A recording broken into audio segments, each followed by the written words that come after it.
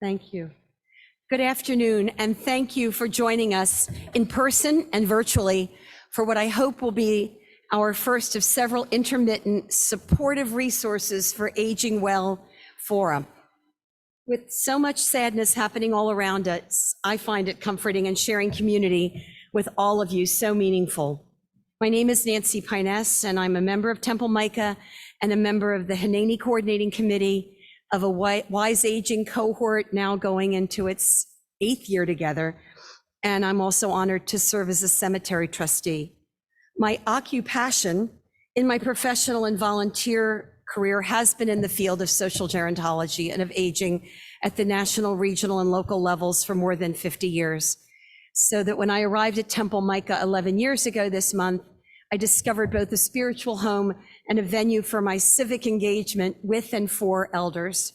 Now, as a retiree, I pride myself on making good trouble as a volunteer elder advocate with a number of endeavors in and around the DC metropolitan area, and I thrive on attending programs that Steve convenes on Zoom and all around the area. A program around the topic of supportive services for aging well has been my dream for many, many years, based on my journey with so many of you that we've taken alone and we've taken together. And then COVID happened, and then life happened, and at long last, we're here together for this wonderful, engaging program and timely program.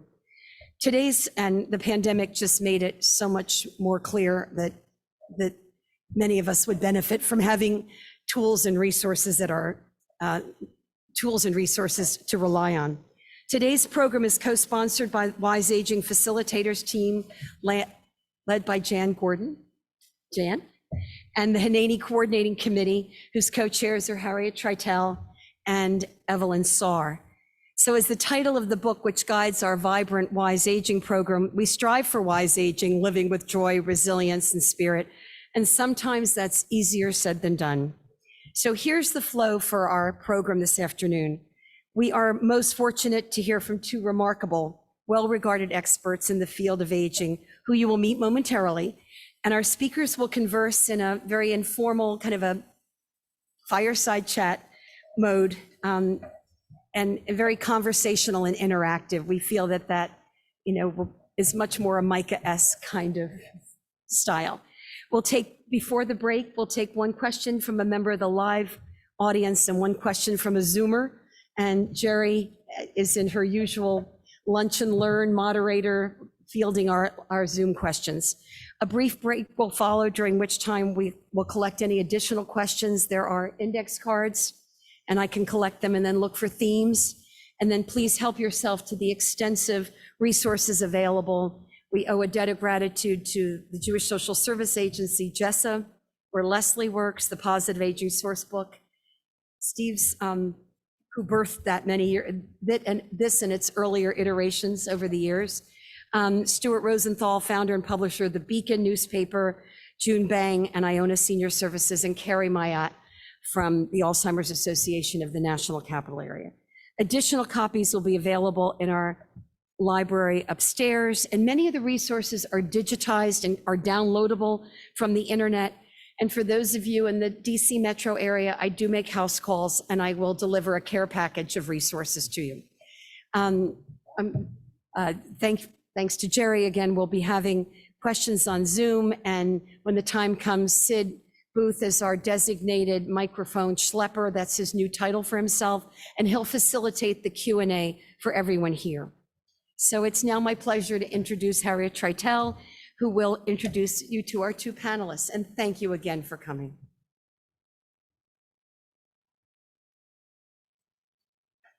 Good afternoon, everyone. Thank you for coming here in person and on Zoom. As Nancy said, I co-chair the Hineni Committee. You all know the Hineni Committee is our caring committee here at Temple Micah to provide services to people who need them and also to build community here at Temple Micah. So I hope everyone will be involved with the Hineni Committee in some way as we go forward. Now I just like to have the pleasure, I'll take the pleasure of introducing our two wonderful speakers today. We'll start with Steve. Steve Gurney founded the Positive Aging Sourcebook in 1990. Drawing from the experience of observing his family caring for his grandfather, he created a comprehensive resource to help others in the same situation. Trusted for over 3 decades, this vision has evolved into the positive aging community, which believes that the right solutions and connections can help individuals, families, and providers live more purposeful lives, no matter their age or ability. Steve has a master's degree from the innovative Erickson School of Aging Studies at UMBC, where he was also a faculty member for nearly a decade. Additionally, Steve is a certified level 2 adaptive snowboard instructor and a certified level 2 stand-up paddleboard instructor. Thank you for being with us, Steve. Leslie Kessler has been a licensed clinical social worker in Jess's Aging for Place department since the year 2000. She provided individuals and group psychotherapy for adults for many, many years. She provided Jessa community outreach as a synagogue liaison, supporting clergy, staff, and congregants for over 10 years. With 2 colleagues, she developed and taught a 4-session class for older adults called Connecting in Friendship, helping participants update and practice their social skills. Excuse me. Leslie was one of the founders of the Burning Tree Village, the first neighborhood village in Montgomery County. Currently, Leslie provides elder care consultation services for older adults and their families, with a special interest in working with Holocaust survivors. Leslie is a staunch and dedicated advocate for older adults and those who care for them. So thank you both for being with us. And on we go. All right. Well, I told Leslie I'll take the lead on this, and so if there's any problems with this presentation today, it's my fault, not Leslie's. Okay. Yeah. So the first thing that I wanted to let you all know is that just about everything we're going to be talking about is included in the Positive Aging Sourcebook. So it's great that you're taking notes, and that's fine. But a lot of the things that we're going to be talking about are going to be referenced in here, as well as some of the other resources that you see there. But what I thought there's a couple of things, and I know this is going to drive Nancy crazy, because she's talking about, waiting for the questions and writing them down and this, that, and the other. And what I like to do when I start a presentation is, you all came here for a reason, probably for multiple reasons. And I'd love, and I think it would be helpful to both Leslie and I, to sort of hear some of the things that are on your mind related to aging. And don't worry, we don't need a mic. I'll sort of paraphrase for the people on Zoom. But it could be that you're here planning for yourself. It could be that you're concerned about a neighbor or a loved one. It could be that you have a brother in Idaho that is, in need of some support.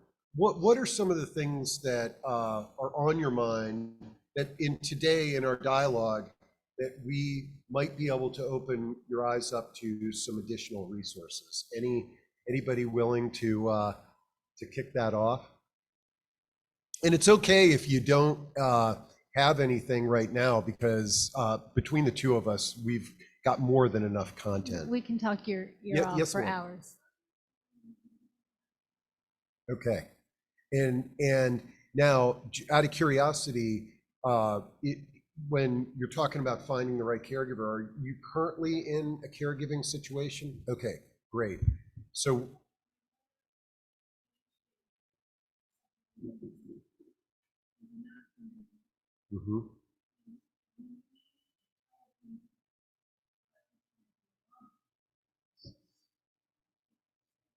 great.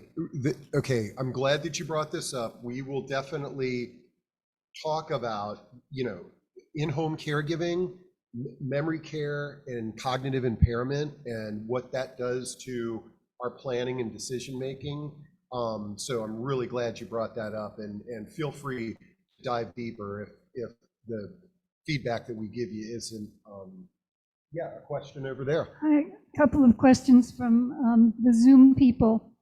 One is how to help adult children accept the aging of their parents. And Okay, the other one is how to stay independent. okay, well, In 10 words or less. yeah, exactly. Well, now, you know, how to help adult children with their aging parents. Sometimes it's the opposite too.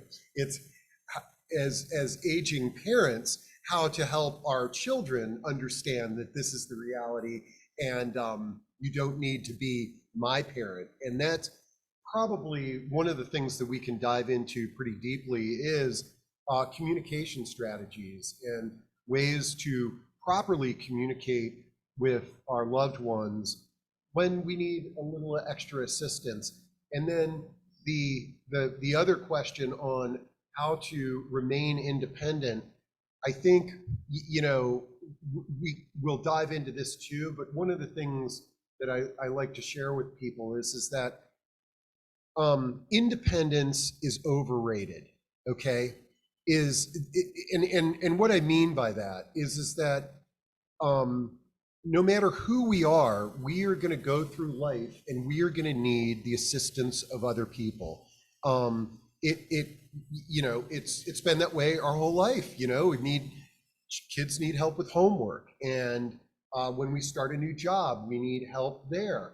And so one of the problems is that as we live on this earth for decades, and we get used to sort of being able to jump in the car and go grocery shopping for ourselves and do all these things, that we get sort of lulled into this false sense that this is the way it's going to be forever, you know, and it may be that way forever.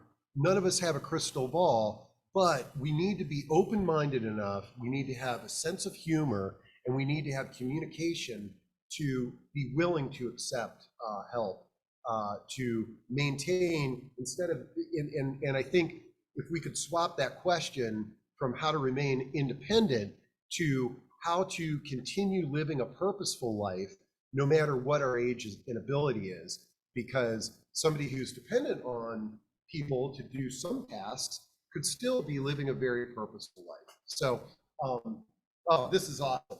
I'm glad you all asked a few questions.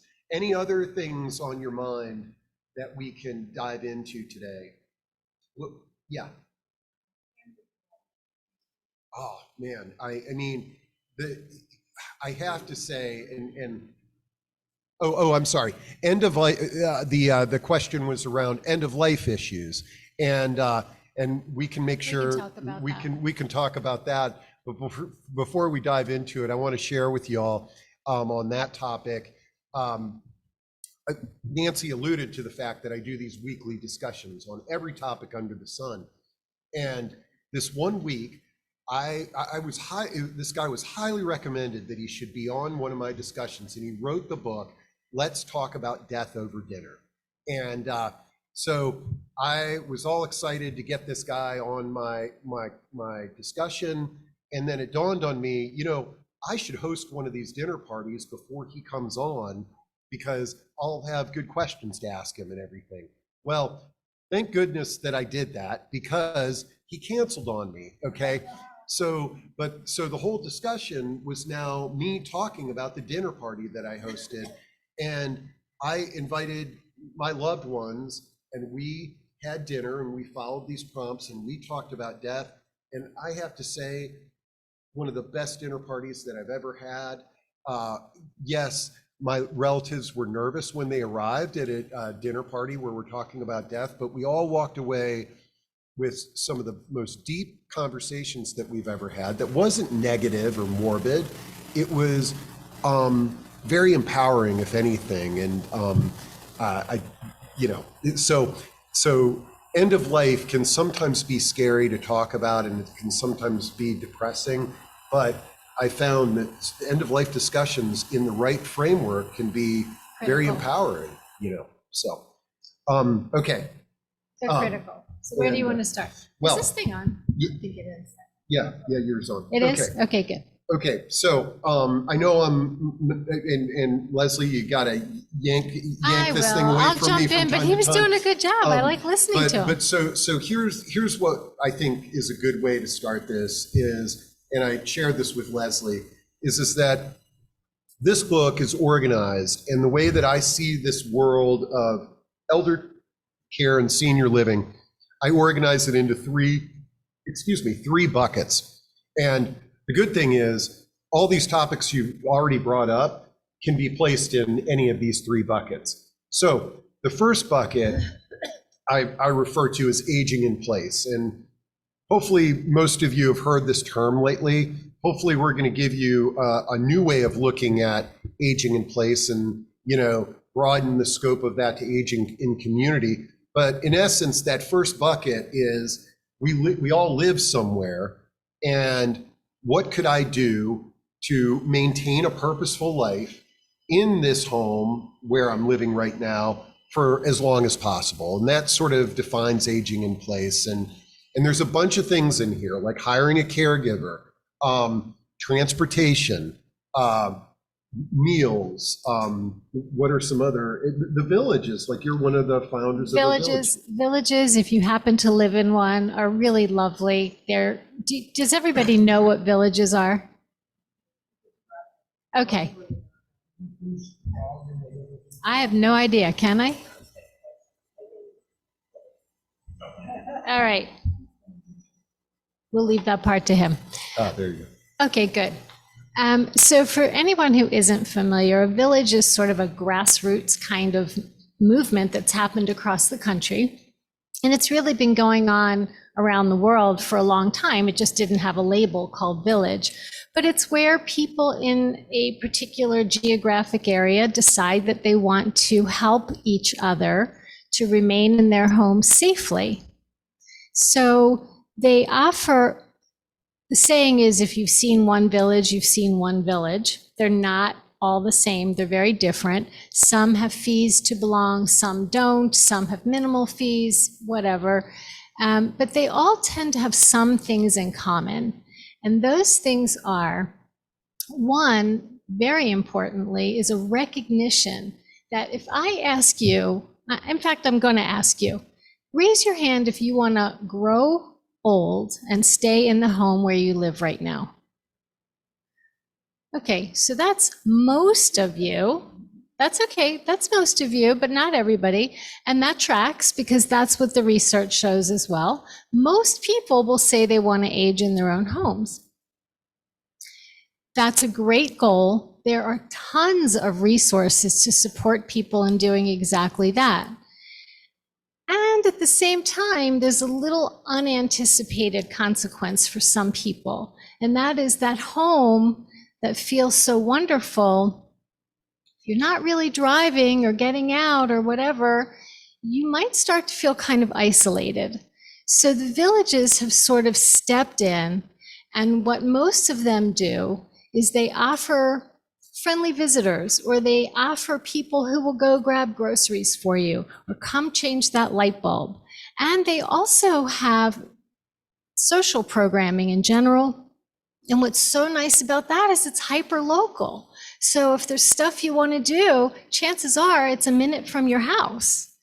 And if you still need a ride, someone from the village is usually going to just pick you up and bring you there and bring you home. Also, some of the other transportation opportunities are for medical appointments only. But if you're in a village and you want to go meet your friends for lunch or go to a movie or get your hair done, there aren't usually restrictions on the driving. So you're going to be able to get help in a very flexible way. And it's usually by volunteer drivers who have had some training, though. So that's sort of typical of villages. So they sort of address some of the concrete little stumbling blocks that we have living in our own home. You know, the power went out and now you have to reset all your clocks, right? If that's a challenge, chances are someone from a village will come and do that for you. They'll address some of the social connection so that while you're enjoying living how you planned, you want to stay in your home, great. But let's not let it become a place that isolates you. we want to keep you engaged with your neighbors and in your community. That's a village. And all the villages are listed on page 182 of the source book there. Some of the things that Leslie brought up, I think, are really important, because a lot of times when you come to a lecture like this and the topic is aging in place, you're going to hear a lot about grab bars. You're going to hear a lot about hiring home health care. Going to hear about stair glides, things like that. And there's one phrase that I've heard for every day for 33 years. I'll just tell you what it is. I'm not going to do I'm not ready yet. Okay. Yeah. And so when people start talking about grab bars and all this type of stuff, it's sort of like, oh, no, that's great. I'm not ready yet. And so one thing I want you to think about when you're thinking about aging in place, where you're at, and the villages are a solution to this, is who's going to screw that light bulb in the middle of your ceiling? Because those are the types of tasks that I think compromise many of us from living a purposeful life.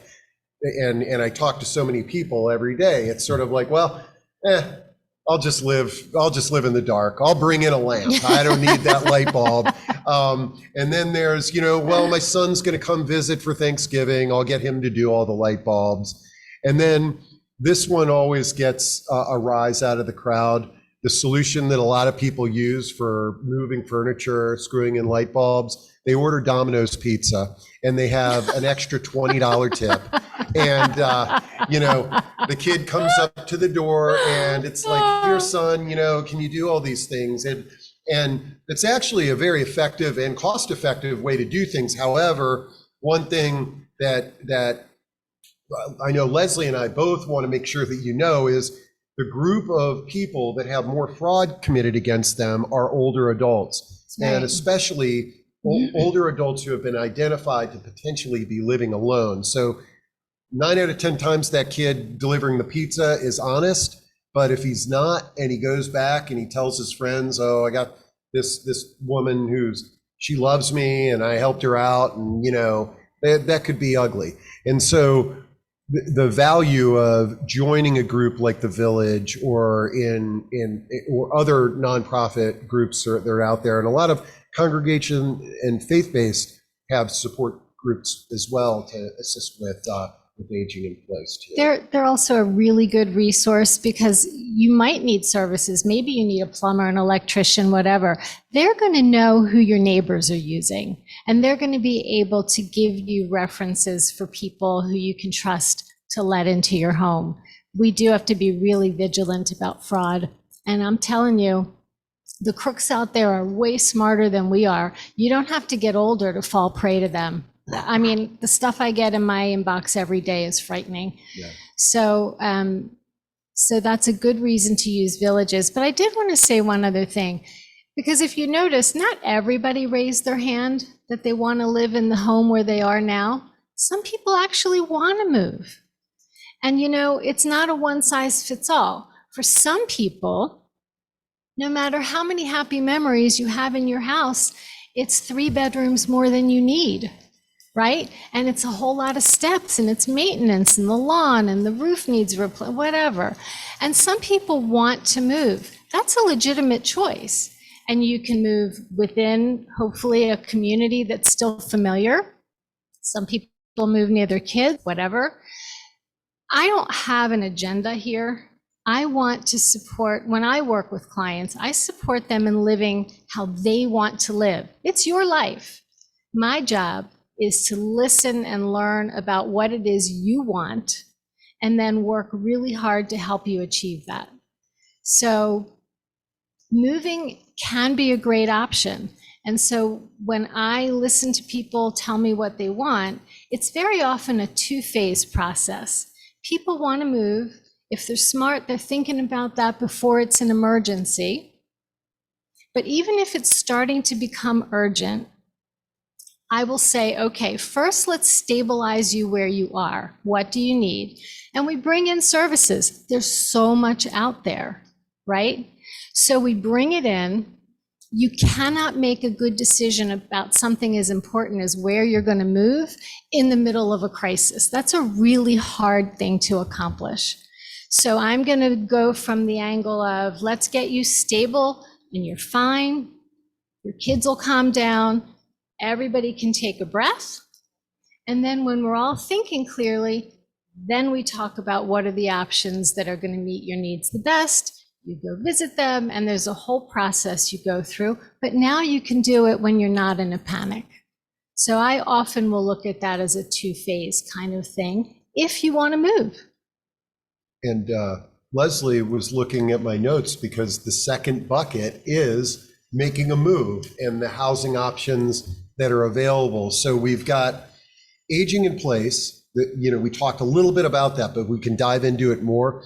And the other thing to add to aging in place is if somebody says, hey, when you get the question, you go to another seminar, who wants to stay where they are and age in place?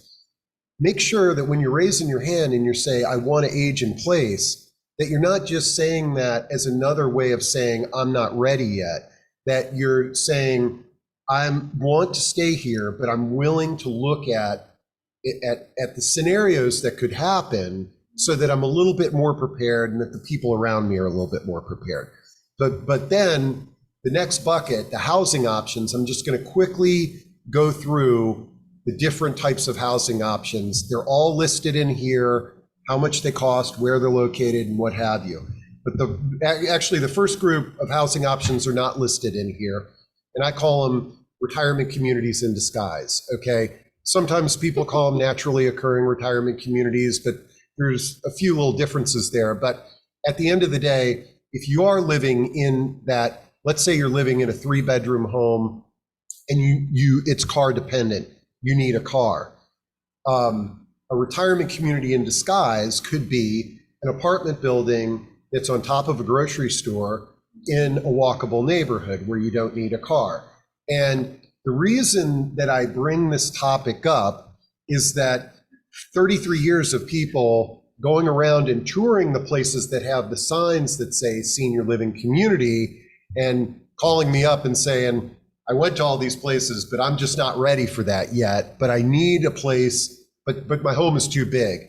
And it's sort of like, well, hey, what about a step before that? What about moving to an apartment building or a condo or something like that? So that's one option. But now let's say you're going into the age segregated senior living options. The first category is active adult. Most of us are familiar with Leisure World in Maryland. That's an example of an active adult community. Most active adult communities are a purchase where you're taking a mortgage and buying a condo. However, thankfully, they are now creating more rental active adult communities that are out there. But in essence, an active adult community is just age qualified community with a lot of clubs. There may or may not be some kind of dining that's available, but no healthcare services, so to speak. So you're going to be, if you have changes in your healthcare, you're in the same boat that you were living in your home now. The next category after that is independent living. And Nancy said you've got a handful of members that live in 5-Star on Connecticut Avenue. That's an example of an independent living community. Friendship Terrace is also an independent living community. And these range from subsidies to like living in a hotel around the clock. And 5-Star used to be owned by Hyatt Hotels. Some of you may remember that. So you got active adult, independent living, and the next category of housing is called assisted living. And assisted living is designed for folks that aren't capable of living independently, but don't need the level of care provided in a nursing home. And back when my grandfather, 33 years ago, when my grandfather was in a nursing home, there was a lot of people in the nursing home that now are living in assisted living. And it's nice because it's more residential, it's less institutional, and that kind of leads me to, well, then there's another category called memory care, because the unfortunate thing that we've discovered is that we've managed to extend our longevity. We're all living longer, we're living healthier. And unfortunately, the longer we live, the higher probability that some of us will have some kind of cognitive impairment. And that's one of the reasons why it seems more common these days, is because we're all living longer. We didn't live this long, a few decades ago. But the one of the challenges with memory care is that we could be healthy as a horse. We could run marathons, but cognitively we're not there. And so they've created a special type of housing, memory care, that enables folks to have specialized care who have cognitive impairment. And then, so we got active adult, independent, assisted, memory care. And then the next is the one that none of us like to talk about, is nursing homes or nursing and rehab centers. But I will tell you, with the growth of all these options and all the aging in place options, nursing homes are much better places than when we went back to see them 20, 30 years ago.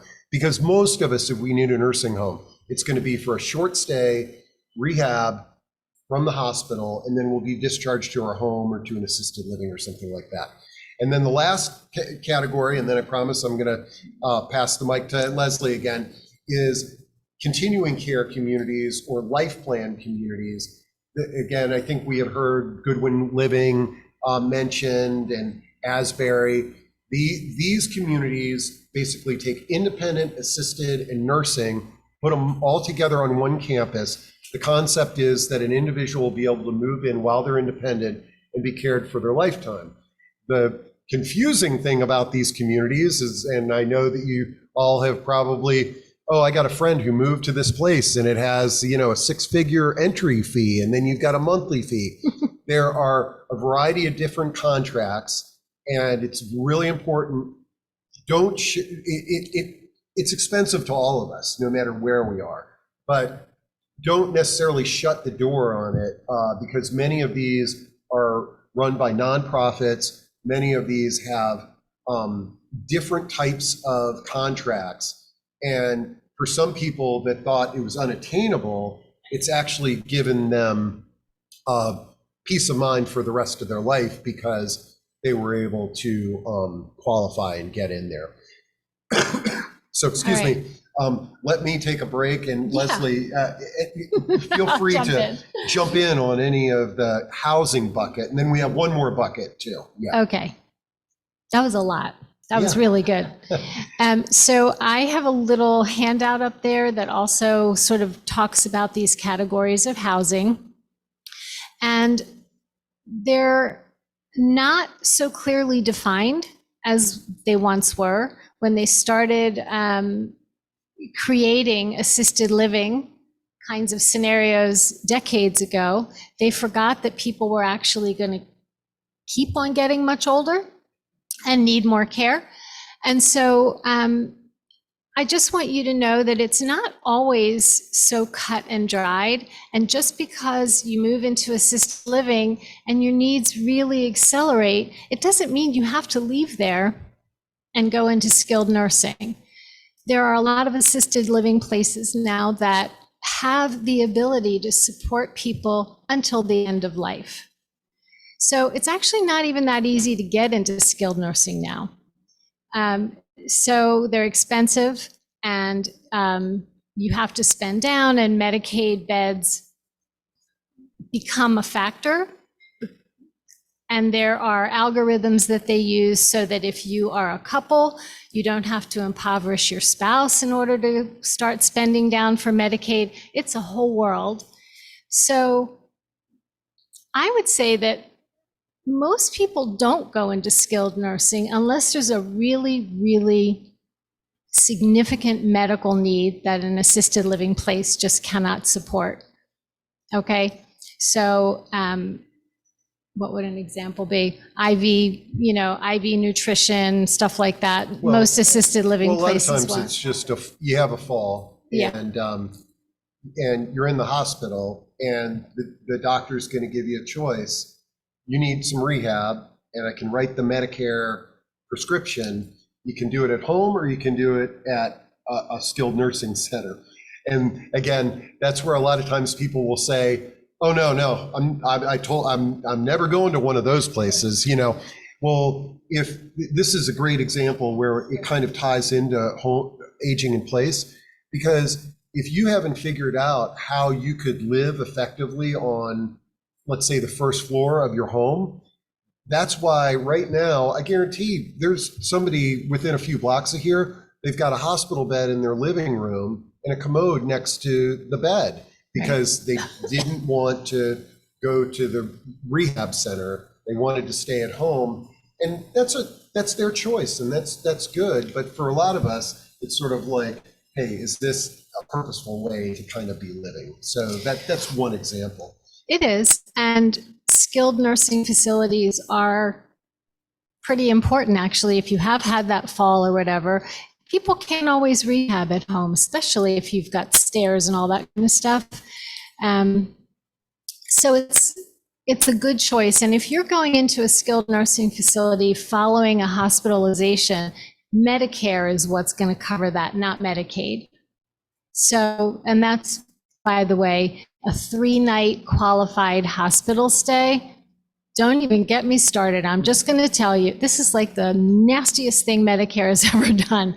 But they have an admitted status and an observation status.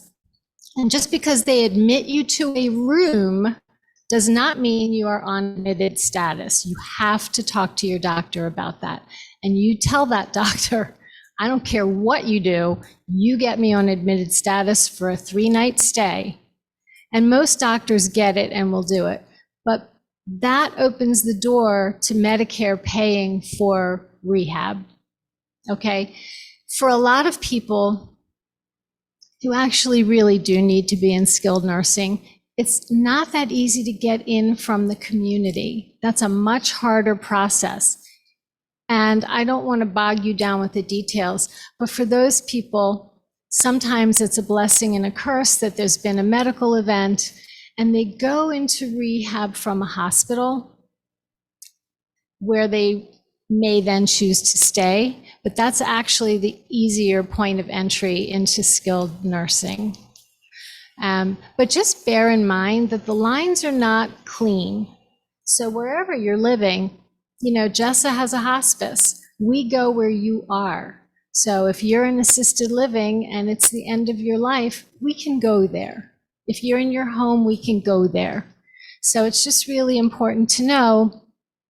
And this is one of the things I coach people on when you're looking at places. It's a much longer topic than we can cover here. But there are questions to ask. There are things you need to know. And one of them is, are there any circumstances under which you're going to boot me out of here? And the answer to that, thankfully, is getting fewer and fewer. That was terrible grammar. Oh my gosh. Anyway, there are fewer and fewer reasons that people are going to get booted out. If they can keep you safely in an assisted living, you might have to bring in other kinds of supports. You might need additional home health care, but whatever. They don't want to see you go in general, unless you're really disruptive, really mean, and abusing the staff, in which case I got nothing else to say. So right now I see the thought bubbles above all of your heads saying, oh, I'm not ready for this. Why did I come to this presentation? We're talking about some pretty deep stuff, falling, and hopefully nobody in this room even goes through this. But let me try, as we sort of close the door on our bucket of housing, let me give you some advice that's worked really well for folks, and whether it's for yourself or a loved one, is that number one, I'm going to tell you why you're not going to want to move into any of these places. It's because it's the only legally segregated housing left in our society. We can't build a community and segregate out black, white, young, old, this, that, and the other. Well, I said something wrong. You can build a community and segregate out young people, okay? And so what happens often is that I'm talking to an adult child. She's out taking mom to a bunch of these places. Mom's like, there's no way I'm moving to any of these places. Well, why, Mom? I don't want to live with a bunch of old people. But Mom, you're old. Okay. That's not what Mom's saying. Mom's saying, I live on a street right now where the trick-or-treaters come by. Right. And so why am I moving here? Now, I can tell you, I've lived in 5 of these places. When I was 43 years old, I did a little experiment, and I've talked to hundreds of people and interviewed them for articles that have made the move, and they all say the same thing. Gosh, you should have done this earlier. But I'll give you a tip that makes this a lot more fun, and it puts you in the right frame of mind, whether you're helping somebody or you're thinking about it yourself. And that is, you're not looking at old folks' homes, you're looking at the next college that you're going to, okay? And I want you to imagine a college student who is touring a campus to figure out what college they're going to go to. They don't care about the square footage of their dorm room. They don't care that mom and dad had granite countertops and now I don't have any countertops. They are really looking at one thing, the students, and do I want to party with these kids for the next 4 years? And if they're, academic, they're looking at the professors and the different things that are there on campus. And honestly, if you're either yourself or you're taking somebody to one of these places, even a nursing home, to look at the other students and to ask marketing and admission to help you make connections to people that live there that you might get along with. And so I always tell folks, make a list of all the things that you're interested in, make a list of the things you used to be interested in, and when you're touring, give marketing that list. And I always say, it's like, hey, I'm really into collecting Beanie Babies. If there's anybody there that collects Beanie Babies, could you set up a lunch when I'm there for the tour? And now you've got you could be alone at home collecting, looking at your Beanie Baby collection, or living in Shady Acres with your new buddy and you're trading Beanie Babies. And I brought up Beanie Babies as a fictitious example just to make a point. So we got our aging in place bucket, and we know that we want to do some things before just saying we're aging in place, we want to do a little bit of planning. It's okay that our home is either outgrown us, or we're not comfortable in it, or it doesn't meet our needs to live that purposeful life. And we've shared with you some different housing options there and some ways to look at it. Now for the last bucket, which is probably the most important, and Leslie and her organization, I feel, fall into this bucket, and that's what I call resources.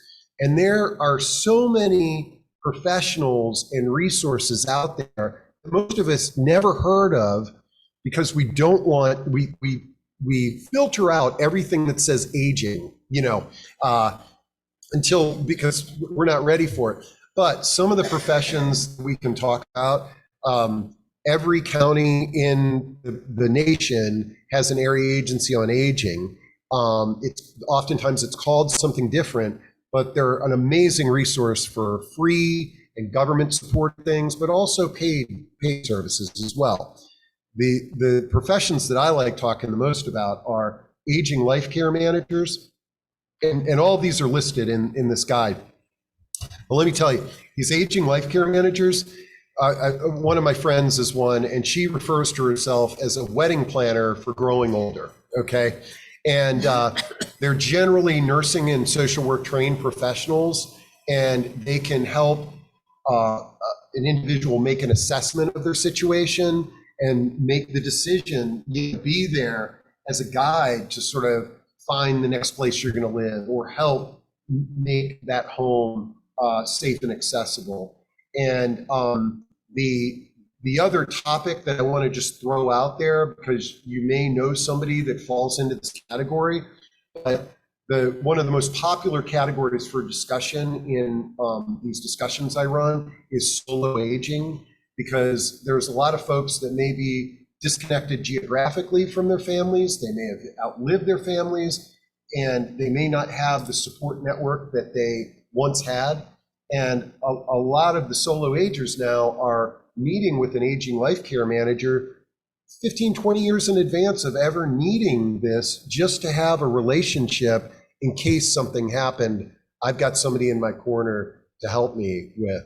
I did one of those just this week, and I am so full of admiration for people who are thinking ahead, because they know that for whatever reason, they don't have a lot of family support, and they got to rely on themselves, and they have to be smart about their planning. I kind of feel like maybe I should take 1 second to say about Jessa, because does everyone know Jessa? Okay, so Jessa is a health and social wellness agency that really serves this national capital area. And we focus on 4 areas of care. We support people's mental health. We help people with disabilities find meaningful employment. We help care for older adults so that they can live safely in their homes or wherever they choose to live. And we have hospice to provide comfort and dignity to people at the end of their lives. We also have a home care agency. And we've been doing this for like 130, I wasn't around, but the agency's been around for 130 years, and I'm starting to feel like I'm getting up there too. But I wanted to, Steve was talking about care management basically. And so the main thing that I do at Jessa now is called elder care consultation. And what that really is about is brief problem solving, resource identification, and strategic planning. And sometimes that one session is all people need.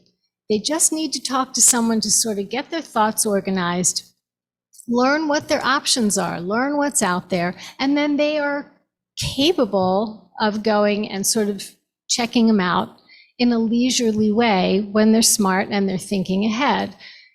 The earlier you plan, the more choices you have. You wait for that crisis, your choices go and they become very limited. So I love when I have the privilege of sitting with someone who's saying, you know what? I feel good today. I feel good now. I'm doing things I love. My life has meaning. I want to keep it that way. What can I do? And they want to plan. So that's what we do. For most people, that one session is enough. Sometimes people need a little bit of follow-up. So I can stay engaged. I and some of my colleagues can stay engaged for limited care management, a time-limited kind of thing, just to help implement some of the things that they need and want. And then, you know, they're off and running, and usually in a very, very much improved situation. So think about it early. Also, Steve, you said something earlier, and I'm going to circle back to it because it's really, really important to utilize your support system and make sure you're having conversations so that you understand what they want, but also that they understand what you want. You can't just keep that to yourself, because then if and when someone needs to speak for you or whatever, they don't have a clue what your values are and what you need and what brings meaning to your life. So I'll share with you in my own family, I'm a big proponent of advanced directives for healthcare and for finances and things like that. And we've done this twice now with a few years in between, where my own parents and siblings and our spouses sat around a table and we talked about what we want. Who have we asked to speak for us? Because I'm going to tell you, at that time, if you have a healthcare proxy and there's, God forbid, an emergency, that proxy needs support. What they don't need at the time is everybody who you did not appoint arguing about what's best for you. So you need to be very clear with people what your wishes are. You need to execute advanced directives, and if you need information on that, I can help you with that. But also you need to tell people. You need to talk about it. And the advantage of doing a conversation like that is you can also talk about things that aren't typically covered, Like, I'm pretty sure my mother doesn't mind me saying, you know, she's like, well, if I can't speak for myself and I'm in a hospital, I want lipstick, right? That's usually not what's in a directive, but you have to be able to talk to people. So I'm just encouraging you to think early and communicate. Yes. Yes, please. Through the microphone. Yes. Do all the justice services, are they available inside the district, like hospice? And there was one other Home you care. mentioned. Home care. Well, I happen to be licensed in the district. I would say that 19 out of 20 consultations that I do are in Maryland. So I don't have all of the resources at my fingertips. So when I do a consultation for someone who lives in DC, which I'm very happy to do, it just sometimes I might need a minute to look up my notes or go online and find just the right resource. But yes, we also have an office in Northern Virginia, by the way, and we have a person there who does the care management for older adults there. She has been out on medical leave, so I'm not sure that she's immediately available, but it is something that we do in Northern Virginia. Hospice, I don't believe comes into DC. Someone from Temple Micah several years ago who had a life-threatening illness, who rented an apartment for several months in Chevy so that they could avail themselves of this hospice. I got to say, I love our hospice. There are a lot of hospices in the area, so maybe it's not playing fair for me to say this, but I really do honestly think ours are the best. Ours is the best. I just think that the training that they go through and the support staff that they now have put together are top notch. So one more word about hospice. Don't wait until your loved one is 3 days from dying. There's not a lot that can be done. When someone is, these are sad things to talk about, but when someone is failing, when someone's lost a whole lot of weight in a short period of time, that's called failure to thrive. When people have a life limiting and terminal condition, that's when you get hospice in. While they can still talk, preferably, while they can tell the hospice staff what it is that's important to them. Because hospice is going to move heaven and earth to make sure that your needs and wishes are honored and that you have dignity at the end of life. So don't wait. And I'm going to tell you one more thing. Just because you go on hospice, you're not signing a contract that you have to die. At the end of 6 months, if you still meet the criteria on paper, they will re-up you. If not, you graduate. No harm, no foul. Yes. I have a question from the Zoom audience for you. What's that? First of all, I concur with your hospice recommendation. Thank you. I totally concur, having dealt with that as a caregiver. The question online was, do you encourage us as we age to move closer to our children? Well, that's an easy question. I don't think that there's a one-size-fits-all answer to that. There are two. Oh, I'm sorry. Let me repeat the question. Oh, no, They could hear, you didn't hear? The if- question is if people, if we recommend that people move closer to their children as they get older. The answer is maybe. It depends on a lot of things. It depends on how deeply connected you are in the community where you are. It depends on what you envision your later years to be. It depends on the relationships that you have with your kids. And I want to tell you that if some of your kids don't live near you, it's not always that you have to move near them. Long distance caregivers can do a lot. So I would say that I often meet not just with older adults, I meet with their kids and I meet with families. And this is a big topic of discussion. So there isn't an easy answer, but there are answers. It just depends on your needs and your family's needs. And sometimes those conversations happen easily in a family, and sometimes they don't. And so I'm just going to say that's a time you want to call a Leslie or a somebody like me, because having someone who is not emotionally attached and who is professional can facilitate some very important conversations that have to happen and make the family feel safer in engaging in those difficult conversations. Just to add on to that question there, great interview that I did many years ago with a individual and his wife that ended up moving to Collington, which is in Maryland, and they had kids all over the world, and they researched all the different places that they could live, and they looked at all the communities around their kids and thought about this and that. They didn't have any kids in the DC area. They had lived here before, and the thing that they decided was all of our kids can move. We could move to Los Angeles and our kid gets another job and moves. So we're going to be close to an international airport. And that was one of their things. It really is an individual decision. One thing that well, go ahead. Let's keep the dialogue going. Yeah.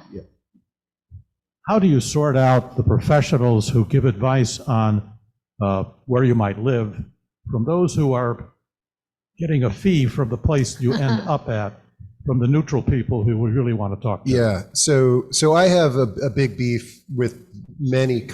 Okay. Yeah. The question is that there are referral sources out there that get a fee from the senior living communities if you move into those places. And you may have stumbled into these and not even realized it. So let's say that you're interested in Collington. I just brought it up. So you go on Google and you type in Collington, and the first thing that you find on the search engine is not the Collington website. It's the main company that does this is A Place for Mom. It's called A Place for Mom. Okay, so now you're on the Place for Mom list, and you realize you're not talking to somebody at Collington. So what you do is you give them your name and number, you hang up, you go back, oh, here's Collington, and then you call up. Well, guess what? Because you put your name on that list, even if you never get any services from that referral source, they're gonna pretty much be paying that organization your first month's rent when you move in. You can get some good advice from these places, but what people don't realize is an area agency on aging, Jessa, you can call me, and there's a lot of people out there, no strings attached, but this is one of the reasons that I like to bring up the aging life care managers, because these are individuals that if you're paying them, you are their client, versus calling a number where somebody says, ooh, I think I could get her into Shady Acres and get a fee. So hopefully that answered your question. So just when you're talking to folks, just say, how do you get paid? And, even as a professional who doesn't get paid referrals, I get paid by the hour.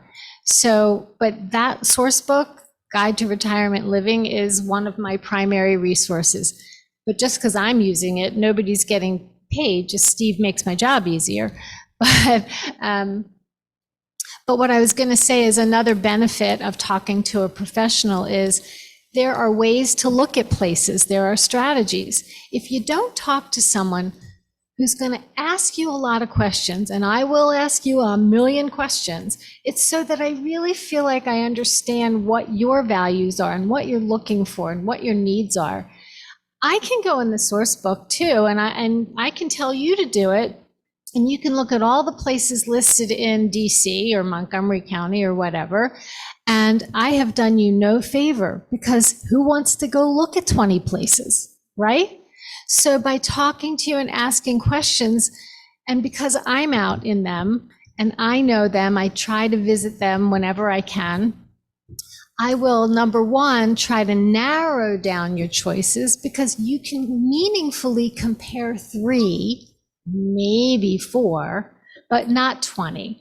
Your head will spin and you'll hate me. So my goal is to, whether it's housing or any other kind of resource you need, is to narrow it down for you to something manageable. And especially when it comes to housing, to talk to you about how to compare these places. It's not just you go take a tour one day, they roll out the red carpet and there it is. There's really a lot that can be done so that by the time you make a decision, you have been an educated, well-informed consumer and you know exactly what you're doing and you're going to be happy. How do we find somebody like me? Yeah, how do we find somebody? You found her. I know, I found her, but. Call Jessa. Okay, call Jessa. Or Iona, or Yes. We call Nancy. Yeah, Right. yeah, no. When somebody asks me, I say, call her. And I will say that I have very wonderful colleagues out there. I wouldn't hesitate to send you to Iona or Seabury.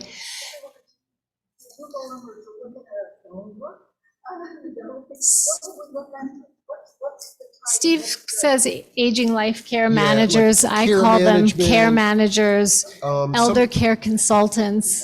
Sometimes it could be senior information and assistance. And I think your question is really valid, is that for here locally in this region, you got 3 people that you can call, Steve, Nancy, and Leslie. But let's say you got that brother in Des Moines, then I always say start with the area agency on aging.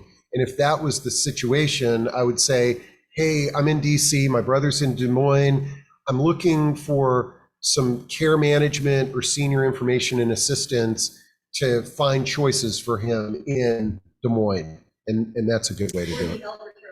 Elder, yeah, which connects you with the area agencies on aging. And also you can find in most metropolitan areas, there is Jessa's the only one called Jessa in the whole country. Don't ask me why, but you can find Jewish community services or Jewish family services, and they will also be able to help you. And just like groups like this are forming in all faith-based organizations, no matter where you are too. Excuse me. We were on, remember we had 3 buckets? Isn't this awesome? This is exactly what I wanted. It's just a dialogue going. But so we got the aging in place, we got the housing, and we're talking about the resources, and we got area agencies on aging, we got aging life care managers. But let me throw out a few other professions you may or may not be familiar with. The next one is elder law attorneys that can help with the, minimizing the amount of taxes your estate pay, reviewing life plan contracts, Medicare planning, this, that, and the other. Another profession that a lot of people don't know about are called daily money managers. And this is an awesome profession because great. You've probably known somebody that went to the hospital and they're there for a while. They come home, they're not feeling well, and their bills and mail is just piling up. Or somebody that maybe their vision has been impaired to the point where it's very difficult to pay those bills. So these daily money managers will oftentimes meet with their clients weekly or monthly. They'll go over the bills. But the cool thing about our profession is that you're part daily money manager, you're part elder law attorney, you're part financial planner, and then you're part social worker. Very few people are in this profession that don't go over and above what their stated profession is. So a lot of these daily money managers, on the day that they come to do the bills, it's like, let's go shopping, let's go out to lunch, plan all your doctor's appointments on the day I'm coming, and they kind of wrap it all into that. Another thing that I want to bring up, because we did talk about moving, is downsizing, but I don't like this word downsizing anymore. What I like to talk about is what to do with our stuff. And I hope everybody in this room has stuff. And even if you're pretty organized, I guarantee you probably got more stuff than you need. And so one of the things that makes moving easier is figuring out what to do with our stuff. And then all of a sudden it's sort of like, wow, I don't need a 3-bedroom home anymore. I figured out what to do with this. But there's a profession out there called senior move managers. And Oh my God, they're so great. oh, they're awesome. I remember one of the best stories we did was this couple that was moving to a life plan community, and they've sold their home. They hired a senior move manager. They figured out everything that was going to stay, everything that was going to go. They had a floor plan of their new apartment, figured out what pictures were going to go on the walls. This couple took a month-long cruise. They left before the movers came to their house. They never went back to their home. They never went back to the old neighborhood. They just had their friends come see them. They didn't want to live through that because it's an emotional thing, you know. And they when they got off the cruise ship, they went to the community. The beds were made, mints on the pillow, and they hosted a welcome party. So that's a pretty cool profession. The thing that I will say, and I promise I'll stop here in a bit, is that the emotion, a lot of times when we say we're going to age in place and we don't want to make a move, a lot of times we're very emotionally attached to the home that we live in. It's our identity. It's what we raised our family and this, that, and the other. And a lot of times I'll have conversations with people. I'd say this, I've had this conversation enough times that I can repeat it to you, where why really do you not want to make a move? And it's because, well, I host Thanksgiving. And then you dive a little bit deeper into that. And it's sort of like, sometimes people will be like, wow, you know, I am staying here for one day out of the year. And then when they pick up the phone and call their kids are like, yeah, Mom, you don't need to do that. You know, I've been dying to host Thanksgiving. Why don't we make the move? And then you start coming to my house, and all of a sudden Mom's like, geez, I didn't think the kids wanted me to sell the home because they love coming for Thanksgiving. So, And more, when you move into places like assisted livings, they have lovely rooms that are big enough to host a family dinner, whether it's Thanksgiving, somebody's birthday, whatever it is. It's Tuesday night and the family's coming, and some of them will even cater it for you or let you order in. So, but I think it's really interesting because I know of a family, and the mother had passed years ago and the father had to move out, and they've got this big house, and the daughters didn't want to sell the house because why? We have to have Thanksgiving dinner there. That was exactly the scenario. And you know, the brother's like, who's a little more realistic, you know, he said, but nobody's living there. And so I'm just saying there are always ways to entertain when the traditional way isn't going to work. It doesn't mean you have to lose the celebration. You don't have to lose the family time. Think about what matters to you. What's important? Well, maybe it's not the four walls where it is. Maybe it's who's coming. Maybe it's the kind of food that you're going to try and have brought in or prepared. Whatever it is, boil it down to what the real meaning is coming from and bring that with you. And, you know, talking about moving and emotions and stuff is that if you ever get a chance to look up the term Swedish death cleaning, okay, it's really it's very Swedish death cleaning, okay, and what Sounds horrible. it's sort of like, what is this? It strikes curiosity, but what it is, it's basically this concept that I've accumulated these things, and I should give these away to people who they will have meaning for before I die, as opposed to what many of us have probably gone through with our loved ones. They pass away, and it's like, you know, you've got a 300 set Lionel train collection that you're basically just getting rid of. And the power of that person that was collecting those trains to, while they're living, see somebody else have joy with their possessions is much better. And a lot of times what we find when we have these dialogues around Swedish death cleaning or our possessions is a lot of times we want our kids to take our Hummel collection intact and display it proudly the way that we did. And we want our kids to take our big brown furniture and just totally refurnish their house in our style. But the reality of it is that our kids don't want this. But if they do want it, let's get it to them now. And it could be a catalyst for making a downsizing. This has been, well, we're still going to continue the dialogue for a couple of minutes. What I'm thinking is we'll just take a little bit of a break, and if there are questions, you can give them to me, and or if you want it, is that all right? We'll just take a little bit of, just a couple seconds stretch break. Sure. This has been invaluable. And I'll collect any cards that you have, and then we'll just do some Q&A. Are there any other questions on Zoom? Not right now. This has been amazing. I know we're kind of wrapping up a little, but I know some of you do have questions. Yeah. We will reconvene in 5 minutes. 5 minutes and. Yeah. If anyone's shy and doesn't want to ask his or her questions, and if anyone has, you can hand them to me. Oh, who has the mic? Sid has the mic. And we'll field a few questions. And if you haven't asked a question already, if you have asked a question, maybe we'll allow someone who has not asked a question yet to go first. Ed. Good, let's hear from you.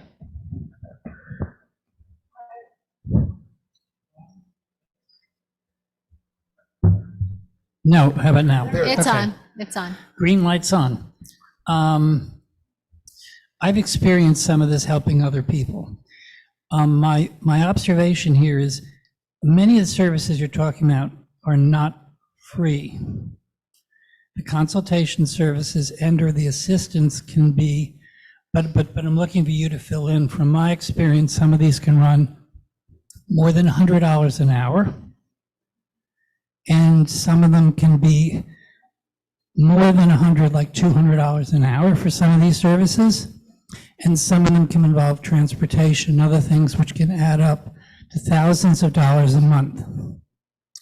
That was my experience. I don't know whether that's an accurate statement of others.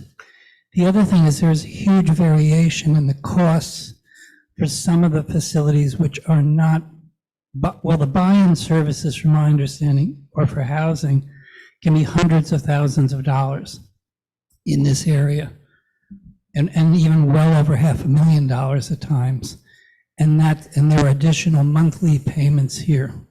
And that assisted living, just as a measure, can be $10,000 or more per month compared to some, I'll call them independent or non-assisted, which can be half of that. So I think that it's helpful at some time, I don't know if this is the occasion, to provide some guidance that the dollar amounts can be very large and can be very material to your decisions, and or whether or not you have family or friends or others who can help might make a big difference in terms of your ability to make these choices. I think those are good points. Oh, quick question. Does this have to be rephrased for those on Zoom? Or was that able to be captured? Okay, good. Thank you. So unfortunately, and I don't mean to be crass, but the topic, the experience of aging tends to be easier when you have money. And the more money you have, the more choices you have. And that's just a fact of life. So there's really nothing I could say to water that down. Most jurisdictions do have all kinds of supports, subsidies for housing and things like that. They're not always easy to access. The hardest, really, as a care manager, is not the people who are very low income who are eligible for those supports. And it's not the people who have a decent amount of money and savings. It's the ones who make $5 too much to be eligible for the subsidies. That's a really hard place. And so one of the things that I will start with is to do an assessment of what you have to work with. I'm not a financial planner or anything like that, but if I just have a rough idea of what we're dealing with, I can try to narrow down the choices to things that are actually realistic for you. But we look at what you have, what resources you have, and resources is a very broad topic. It's family support, it's friends, it's what you yourself are able to do and provide. And it's the area where you are and what might be available. And so we look at all of that. It's a sort of a strengths approach. What's working? What do you have? And we're going to capitalize on those. And then we're going to try and fill in the holes. It's not an easy thing. You know, some people have planned all their lives and they're really well prepared. Bravo. I love those. Some tried planning, but life got in the way and things happened and whatever, and they don't have as much wherewithal. So that's where the problem solving comes in and the resource identification comes in. And that's a big part of what we do. I will say somebody during the break brought up the topic of long-term care insurance. I love that. That's great. That is a real gift to your children, let me tell you. I was at a seminar recently and someone said, I'm going to paraphrase this really badly, but if you don't plan ahead to pay for what you need, if you don't plan the resources for what you need, you will spend all of your resources on what you need. Did that make sense? Okay, so the idea of planning ahead is super important. And for those of you who have long-term care insurance, I'm really happy about that because it does help a lot. Yeah, and a couple of things going on. If you do have long-term care insurance, I can guarantee that you have had radical premium increases over the last 3 years. Last year is probably 20 to 30%. This year it's probably 100%. Here's what I know is that because I did the analysis with my dad, who's 80, and I had an expert do the analysis, is that what I would pay to get a long-term care insurance policy at 57, age 57, couldn't come near to the coverage that he's got. And I would pay 3 times what his premium is when it's doubled, okay? So if you find yourself in the late 70s to 80s and you're getting this double on the premium, just keep on paying it. You're still getting a great deal because, as we had just said, $10,000 a month is very easy in this area. I'm gonna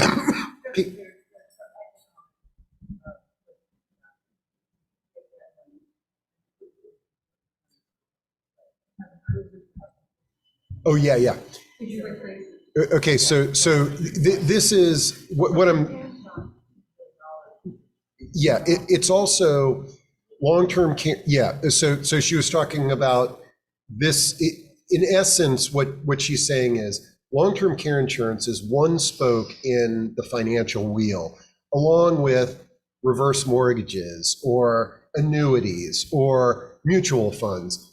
Everybody's situation is different, but the reason that I said is that if you've already got a policy in action and you've already qualified for it, it'll make that evaluation easier. Whereas somebody like me at age 57, it's better for me to save up it really is, in my situation, better for me to save up a nest egg and set it aside that will hopefully cover that cost or help pay for it the same way that I did my kids' college education. So, but a couple of things I want to piggyback on, Leslie, on this topic and your question is this group, when Leslie said you made $5 more and you don't qualify, this group has a name now. It's called the Forgotten Middle. I used to call it the caught between the cracks group. This is where you are not quote unquote wealthy, you don't qualify for subsidies. We do a good job of building for these two groups, but in the middle, and there's some innovations that are coming out, but the only solution that I have for all of us in this room today is really do a good job of, and Leslie can help you with this, is of building your personal village. And here's one of the things. I bet you most of you in the room worked a job at one point in your life, and especially if you were in business, you had a Rolodex, or you had an HR department, or you had a CRM system that told you everybody in the organization, what they do to make that organization successful.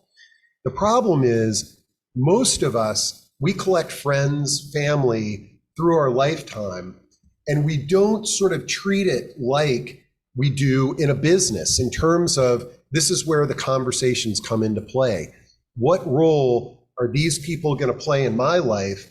But the best way to get this started is have the conversation in how you can help these people out if they need help, because now you've got this collaborative experience. And the only solution that I can come up with, because we're not going to just overnight build affordable housing for this market, the only solution that can save people money is sort of like when I raised my kids, I didn't pay for a babysitter 60% of the time because my neighbors and my family took care of my kids.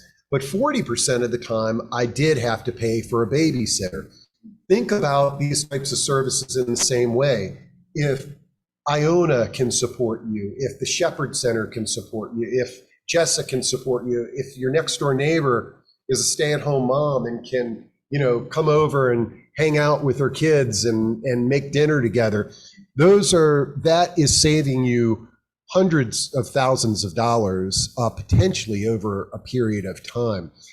The other thing, we talked about moving to different locations. I was at a conference the other day and we're on the bus and there's a senior housing provider and she goes, "Oh, we're in affordable housing and we just built a new project. It's a luxury senior living community. I'm really nervous. We're not going to get anybody to move in. It's expensive." And she's in Michigan. Okay. And yeah. And I said, "Oh, how much is the monthly fee?" "Oh, it's $2,500 a month." And I was like, wow, that's basically market rate here in the Washington, D.C. area for just a regular apartment, And so that's another sort of strategy. When we're in the caught between the cracks group, we got to be creative. Now, the last thing I'm going to say about caught between the cracks group is a lot of what Leslie was saying is really important, is taking a thorough inventory of your resources, financially and otherwise, and really digging deep. I mean, a life insurance policy may have a value that you have there, and it's really making sure to look at all that stuff, because a lot of times we think we are in the caught between the cracks group because we live here on Embassy Row and in this affluent area, and it's really easy to be a millionaire and feel like you're impoverished in the DC area. But when you actually do the inventory, what I find is a lot of people think they think they can't afford things, but until they look at it on paper, and also the fact that they've got a home or a condo and a pension and these things, they're not in as bad of a situation that they think they're in. And I'm going to also add to that, one sec. A lot of the instruments that have gotten a bad rap over the years have become better. So in the early years of reverse mortgages, forget it. They were a nightmare. Now there's required financial counseling before you can even get one. And it's a very different instrument. I'm not for them or against them. It's one tool in the toolbox that might be helpful. Another thing is these places with the big buy-ins, they're kind of scary, but again, responding to the public's response to them, they have become more sophisticated. What if I spend this $500,000 and I move in and I die in 6 months? Well, they all have algorithms in place now for how much is going to get returned to the estate or to the family or to however it's directed. So what I tell people is, because I'm not a financial advisor and counting isn't my best sport, I tell people when you are interested in a place, they will have professionals there, and it is their job to explain in great detail what's going to be involved, what the costs are going to be, and you can share what your wherewithal is, and they're going to let you know whether it's feasible or not for them, but you will have valuable information to know whether it's feasible in your mind and in your pocketbook. So these are big numbers, these are big ticket items, and they're better now. You still have to be a smart consumer and get good guidance, but they're better. I don't want there to be like a general fear about them, because you need a lot of different tools in your toolbox, and we never know which one we're going to need. Could be that one of those, despite a big upfront fee, would wind up actually being cost efficient for you. You just don't know. Same thing is true with long-term care insurance. It's not a one-size-fits-all. Some of them have investment portfolios that are attached to them. And so you put money in, it's invested, whatever. There are different ways that it gets paid out. And for couples, they have different ways of setting it up. So you just need good guidance on those things. But don't be afraid of them. They're legitimate, good, and helpful tools for people. Yes. Hi, I have two questions, one short and one longer. The short one is, are any of these resource guides online? And if they are, would you send us the links? You could send them to Nancy, and then we can disperse them to the Zoom people. Yeah, and then just for the people listening, if you go to ProAging, as in positive aging, proaging.com, you can see a digital copy of this one. Okay. Yeah. And we'll also have some of these available at the synagogue for people to pick up. And you can go to Jessa's website, which is jssa.org, for a lot of information there. Okay, now the longer question is, in a total care facility, who makes the decision about which type of care, that is nursing, memory, assisted living, etc., the resident should receive, particularly if there is no input from close family members? Does the resident ever cede responsibility for that decision to the management of the facility? All of these places have a pretty extensive assessment provision before they bring you into their facility. So, for example, if you're in a hospital and you decide that you want to go into a skilled nursing facility or a rehab, actually, for short term, the hospital staff will be communicating with them, records will be shared, and they will guide you as far as what is quote unquote appropriate. They'll let you know what your choices are.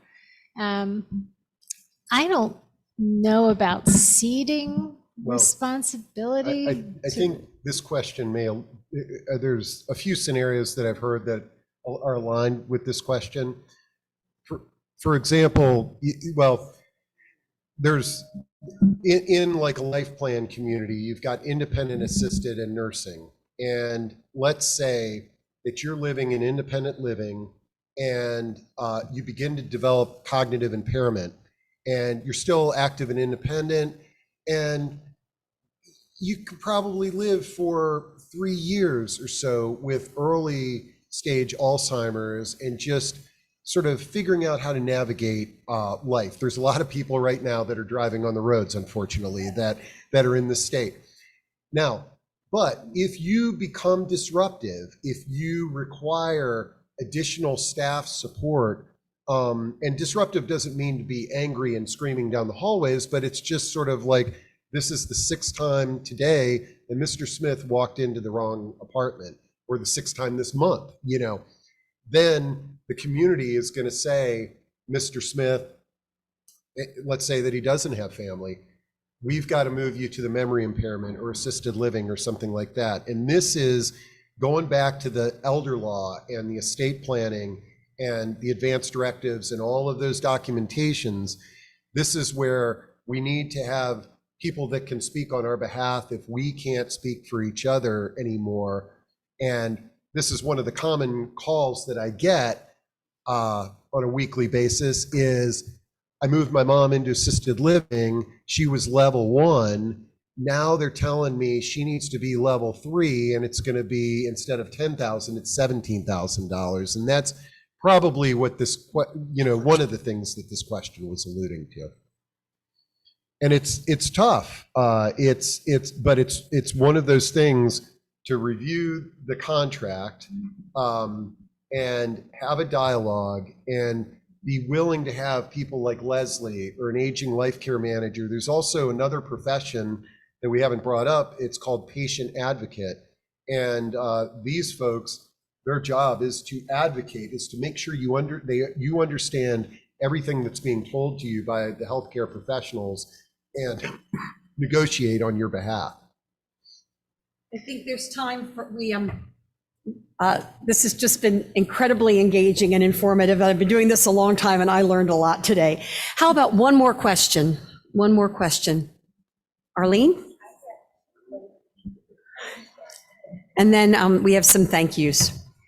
I have 2 observations. One is about advanced directives. I am a healthcare power of attorney for my husband and have many times been told by hospitals and facilities that they don't need to consult with me, that they don't, even though there are advanced directives in place, they have their own procedures. So I hope that you can bring this conversation to those facilities and institutions, because they really, there's a gap there somewhere.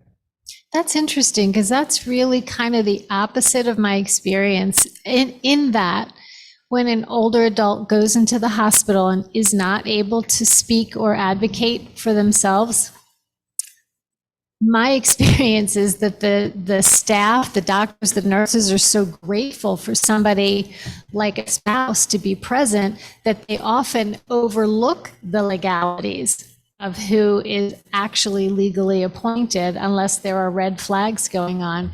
They'll usually talk to you. But I will say, for advanced directives, it's a great idea. I'm a great proponent of them, but busy emergency rooms and hospitals won't always take the time to read them. So I do want to encourage you to go online and get what's called a MOLST or a PULST form, because emergency responders and emergency personnel in the hospitals are not going to read your advanced directives. This is 2 pages, front and back, everything they need. It needs to be signed by a doctor or I think a nurse practitioner, maybe, whoever your medical primary is. But make no mistake, their job is to save your life no matter what. Correct. If that's not your wish under certain circumstances, you've got to have it posted on your fridge so they can see it. On that form, there is an opportunity to write who can communicate on your behalf. And if it's on that MOLST or PULST form, I forget what it's called in DC, but I'm sorry, I'm using an acronym. Stands for Medical Orders for Life-Sustaining Treatment, MOLST, and it goes state by state, and DC has one as well. You can download them online. They're not complicated, but they do have to have every I dotted and every T crossed, or they will not be honored. I'm afraid we're gonna have to leave it. but we can, yes, we can repeat. MOLST. It's Maryland MOLST, medical orders, and some places call it a POLST. I think it's physician orders for life-sustaining treatment. And you really do need to have that. And the place where they're all trained to look for it is posted on your fridge. And if you don't want it just hanging out in the open, fold it up, put it in an envelope, write MOLST on it, and stick that on your refrigerator. And the tattoo is not legal. It lost in a court battle. Somebody had, Interesting. do not resuscitate, and it was, you can look it up, and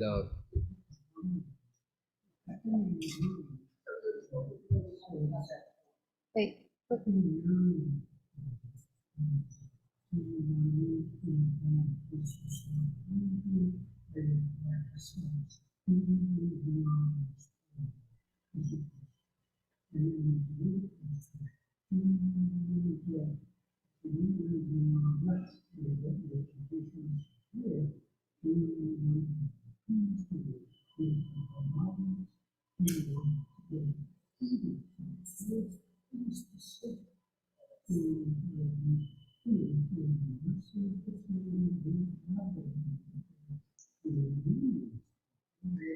Yeah.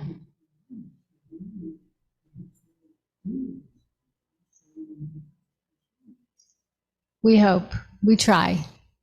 And I think they try.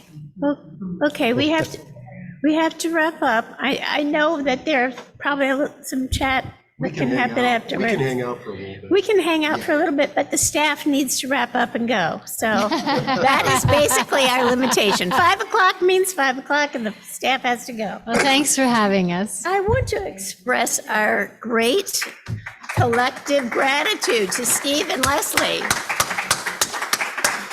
We are so grateful not only to what you did today, but what you do every day, because this makes a great difference to us, our community. We know that aging is a booming business, and we hope that you can continue to help as many people as you can. These little presents should help you stay warm this winter from the inside out. So we are very grateful to you. And I'm Jan Gordon from Wise Aging. You've already met Harriet from Hineni. These are our internal resources. Wise Aging continues to facilitate small groups of people who meet to grow old together, to find our road together. And you can reach us at wiseaging@templemicah.org. And besides Steve and Leslie, we have to have great gratitude for Nancy Piness, who really put this all together. And you know, she's a stalwart in support of those in our community who are aging or who are in a period of healing. And we talked a little bit about, we go in and out of these categories as we get older, right? We are healing, we're aging, we're doing both. Thanks to Dan Lee, who provided support to make our Zoom possible, and to Jerry and to Sid, who did a little bit of jockeying with our various ways of asking questions. And finally, I wanted to just say, we continue our journey. We can reflect on what we learned today. You can continue to rely on your internal resources here at MICA. We will be making these resources available. We'll email people, etc. Jewish tradition values elders, and MICA is firmly there. I think it's a wonderful place to call our home. We have to continue caring for ourselves and others with humor and grace, as we have heard today. We want to reach out and travel this road, not alone, but together. So thank you all for coming and becoming part of that together. So. Love that.